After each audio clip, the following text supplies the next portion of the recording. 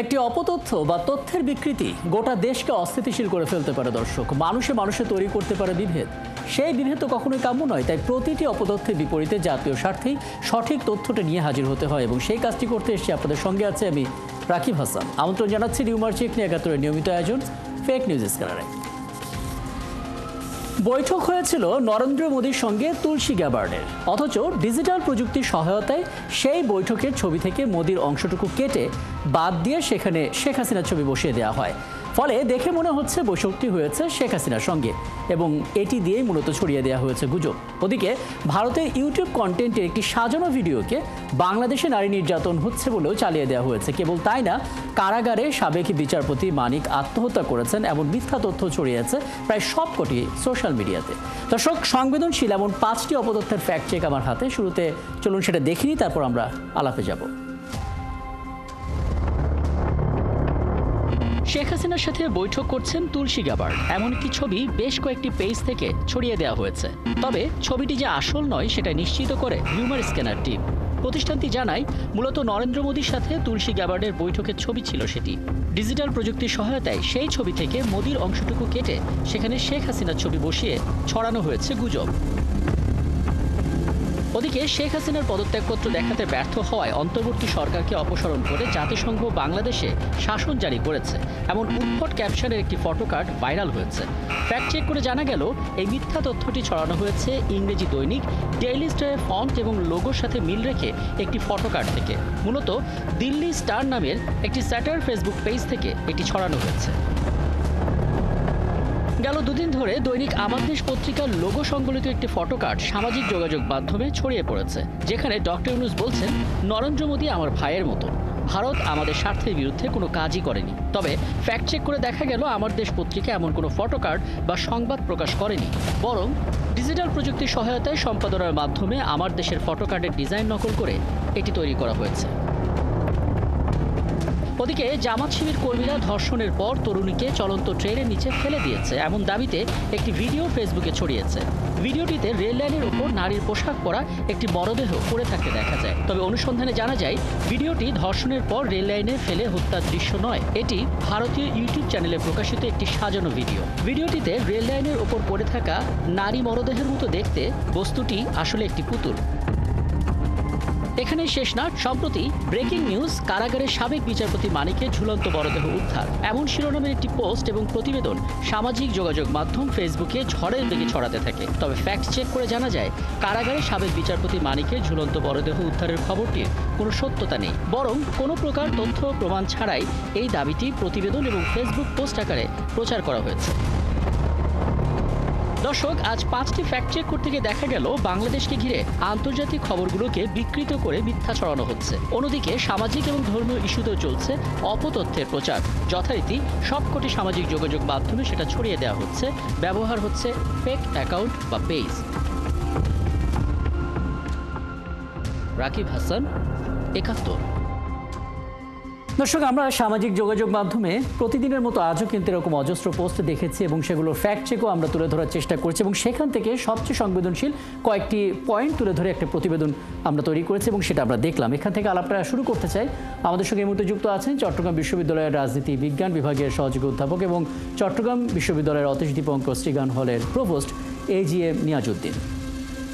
জনাব AGM নিয়াজউদ্দিন, আপনাকে আমন্ত্রণ জানাচ্ছি, ধন্যবাদ জানাচ্ছি, আপনি আমাদেরকে সময়টা দিয়েছেন। এবং আমরা দেখতে পেলাম আসলে প্রায় সবকটি অঙ্গন, সেটা আন্তর্জাতিক হতে পারে, রাজনৈতিক হতে পারে, এমনকি আমাদের দেশে যে সামাজিক অপরাধগুলো ঘটছে, সেই সামাজিক অপরাধগুলোর মধ্যে আসলে অন্য দেশের ঘটে যাওয়া পুরাতন দিনের অপরাধকে সামনে আনা হচ্ছে, নানাভাবে আসলে গুজবটা ছড়াচ্ছে।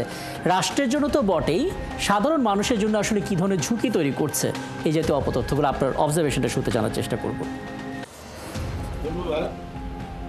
অপতথ্য আমাদের সামাজিক জীবন, রাষ্ট্রীয় জীবনের বিভিন্ন ক্ষেত্রে এক ধরনের প্রভাব বিস্তার করছে বলে আমরা দেখতে পাচ্ছি। আমরা মূলধারার গণমাধ্যমের বিকল্প হিসাবে সামাজিক গণমাধ্যম গত এক দশকেরও বেশি সময় ধরে বাংলাদেশের এই সমাজে কাজ করছে। বিশেষ করে আমাদের যে গত প্রায় ১.৫ দশকের শাসন, সেখানে আমরা দেখেছি যে মূলত যে মূলধারার গণমাধ্যমের উপর বিভিন্ন নিয়ন্ত্রণ, যার ফলে এই যে সঠিক তথ্য এবং বিভিন্ন রাষ্ট্রের যে কর্মকাণ্ড নিয়ে যে ইনফরমেশন গুলো আসার কথা ছিল মূলধারার গণমাধ্যমে, সেগুলো যখন মূলধারার গণমাধ্যম থেকে জনগণ না পাওয়ার যে একটা ধারাবাহিকতা, তার ফলে সামাজিক গণমাধ্যমের উপর মানুষের একটা আস্থা তৈরি হয়েছে।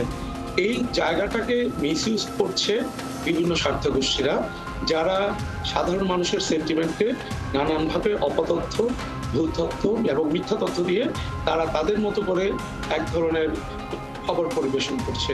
এবং দেখা যাচ্ছে যে আমরা আপনাদের যে 5টি ফ্যাক্ট চেক করলেন প্রতিবেদন, সেখানে আমরা দেখতে পাচ্ছি যে প্রত্যেকটা তথ্যকে পরিবেশের সাথে মিল রেখে, কন্টেন্টের সাথে মিল রেখে, কখনো ছবি, কখনো টেক্সট, সেগুলোকে বদলে দিয়ে এক ধরনের যে কোনো স্বার্থগোষ্ঠী তার নিজের প্রয়োজনে বিভিন্নভাবে প্রভাব করার চেষ্টা করছে। এখন এই জায়গাটা অত্যন্ত একটা হুমকি মনে করি আমি, কারণ ছোটখাটো সামাজিক যে কোনো রকম বিশৃঙ্খলা নয়, রাষ্ট্রের বিভিন্ন আইন শৃঙ্খলা থেকে শুরু করে রাষ্ট্রের নিরাপত্তা এবং প্রতিবেশী রাষ্ট্রের সাথে সম্পর্কের ক্ষেত্রে এই ধরনের অপতথ্য আমাদেরকে আমাদের বিভিন্ন সিদ্ধান্ত গ্রহণের ক্ষেত্রে প্রভাব বিস্তার করে। একদম একদম। এক্ষেত্রে একটা বিষয় আপনি দেখেছেন যে মানে এখন তো সবার হাতে কম বেশি স্মার্টফোন এবং ওয়াইফাই প্রান্তিক অঞ্চল পর্যন্ত চলে গেছে, সবাই আসলে ইন্টারনেটের সাথে সংযুক্ত, কিন্তু শহর কেন্দ্রিক যারা আছেন তারা ফেসবুক ব্রাউজ করতে গেলে কোনটা ফেক নিউজ সেটা অন্তত সন্দেহ করতে পারেন, কিন্তু প্রান্তিক অঞ্চলে মানুষ সেটা পারছে না। তাদের আসলে সেই জ্ঞানের পরিধি বাড়ানোর জন্য কোন উদ্যোগটা আসলে নেওয়া প্রয়োজন? পাশাপাশি আইনগত প্রক্রিয়ার কথাও তো অনেকে বলছেন। জি, এখন সত্যিকার অর্থে আমাদের সমাজ একটি ক্রান্তিকালীন সমাজ। এখানে মানুষের যে শিক্ষা, তার সচেতনতা, একটা কুসংস্কারের জন্য সমাজের বিভিন্ন বৈশিষ্ট্য যেগুলো থাকে, আমাদের সমাজের বিভিন্ন ক্ষেত্রে এই বৈশিষ্ট্যগুলো আছে, যার ফলে সাধারণ মানুষ এই যে তারা সত্য মিথ্যা নির্ধারণ করার সুযোগ থাকে না। বিশেষ করে ধর্মীয় ক্ষেত্রে এই ধরনের উস্কানিগুলো খুব দ্রুত মানুষের মনকে প্রভাবিত করে। এই ক্ষেত্রে আমাদের অবশ্যই রাষ্ট্রের জায়গা থেকে অনেক কিছু করণীয় আছে। মূলত জনগণকে সচেতন করার মাধ্যমে এই ধরনের উস্কানিমূলক যে বিভিন্ন রকম সংবাদ, সেক্ষেত্রে যাতে তারা এই সহনশীল আচরণ করতে পারে। এবং আমি মনে করি এই সময়ে এসে ডিজিটাল যে প্রযুক্তির যুগ, সেখানে সরকারের যে নিয়ন্ত্রণকারী প্রতিষ্ঠান এবং আইন শৃঙ্খলা বাহিনী থেকে শুরু করে তাদের একটা মেকানিজম থাকা উচিত, যার মাধ্যমে এই যে মিথ্যা তথ্য, অপতথ্যগুলোকে কি করা যাবে, নিয়ন্ত্রণ করা যাবে। তার পাশাপাশি সবচেয়ে বেশি গুরুত্বপূর্ণ ভূমিকা রাখতে পারে সামাজিক সচেতনতা, সামাজিক দায়বদ্ধতা। সেটা আসলে কি করে তৈরি করা যায়? মানে আমরা সামাজিক সচেতনতার কথা বলছি, এটা আসলে কিভাবে শুরুটা করা যায়? এবং স্বল্পমেয়াদী, দীর্ঘমেয়াদী অনেক রকমের পরামর্শ আসে। স্বল্পমেয়াদী পরামর্শের ক্ষেত্রে এই মুহূর্তে কিছু টিপস আমাদেরকে দিয়ে আলাপটা শেষ করবো যে আসলে কিভাবে এ থেকে দূরে থাকা যায়। জি, স্বল্পমেয়াদী এটা হচ্ছে আমাদের নাগরিক সমাজের প্রত্যেকটা, আমি মনে করি আমাদের পাড়া, মহল্লা, ওয়ার্ডে আমাদের সচেতন নাগরিক সমাজের একটা গ্রুপ থাকতে পারে। এবং এই যে যারা বৈষম্যবিরোধী ছাত্র আন্দোলনে আমাদের ছাত্ররা নেতৃত্ব দিয়েছে, সেটা ছাত্রদের নেতৃত্বই হতে পারে, যারা বিভিন্নভাবে এই ধরনের অপতথ্যকে তারা অ্যাড্রেস করবে, সত্য মিথ্যা যাচাই করবে। তার মাধ্যমে তারা এই যে চ্যালেঞ্জগুলো আছে অপতথ্য এবং মিথ্যা তথ্যের, সেগুলোকে মোকাবেলা করতে হবে আমাদের। এছাড়া এবং মানুষকে এঙ্গেজ করতে হবে। হুট করে মব তৈরি করা, মব লিঞ্চিং সহ নানান রকম ঘটনা ঘটে অপতথ্যের কারণে, নানান রকম মিথ্যা তথ্যের কারণে।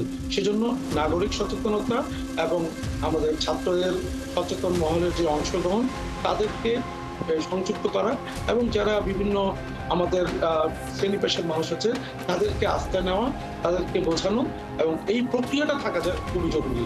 একটা স্বচ্ছ প্রক্রিয়া আমি মনে করি পুরো বাংলাদেশেই নাগরিক সমাজের মাধ্যমে একটা আন্দোলন মতো গড়ে তোলা উচিত, যাতে আমরা একটা সুন্দর সহনশীল সমাজ গড়ে তুলতে পারি। এটাই আমি মনে করি যে এটা সহজেই করা যেতে পারে। এছাড়া জি জি অনেকগুলো পরামর্শ আসলে আপনার সঙ্গে দীর্ঘক্ষণ আলাপ করতে পারলে আসতোই, তবে বেশ কয়েকটি পয়েন্ট আমরা আসলে তুলে ধরার চেষ্টা করলাম আপনার কাছ থেকে, যেগুলো নিয়ে পরবর্তীতে আমরা নিশ্চয়ই আলোচনা করতে পারবো। এবং অনেক ধন্যবাদ যে আপনি আমাদেরকে সময়টা দিয়েছেন। আমাদের সঙ্গে ছিলেন এতক্ষণ চট্টগ্রাম বিশ্ববিদ্যালয়ের রাজনীতি বিজ্ঞান বিভাগের সহযোগী অধ্যাপক AGM নিয়াজউদ্দিন, এবং যে সমস্ত অপতথ্যগুলো গেল 24 ঘন্টা বা তার বেশি সময় ধরে ছড়াচ্ছে, যেগুলোর ফ্যাক্ট চেক আমরা তুলে ধরেছি, সেগুলো আসলে কী ধরনের ঝুঁকি তৈরি করছে এবং সমাধানের পথ কী, সেটা আসলে আমরা খোঁজার চেষ্টা করছিলাম। এবং দর্শক, আপনারা আছেন ফ্যাক্ট চেক নিয়ে একাত্তরের নিয়মিত আয়োজন ফেক নিউজ স্ক্যানারে। রবি থেকে বৃহস্পতি সপ্তাহে 5 দিন আমরা রিউমার দূর করতে হাজির হব ঠিক এভাবেই একই সময়, এবং আপনারাও যুক্ত হতে পারেন। যে কোনো খবর যদি আপনাকে সংশয়ে ফেলে তার একটি স্ক্রিনশট আমাদেরকে মেল করতে পারেন। মেল আইডি দেখতে পাচ্ছেন fns.71tv@gmail.com, অথবা ফেসবুকেও যোগাযোগ করতে পারেন www.facebook/fakenewsscanner এই ঠিকানায়। আমরা সেই তথ্যের ফ্যাক্ট চেক করে আপনাদের জানাবো।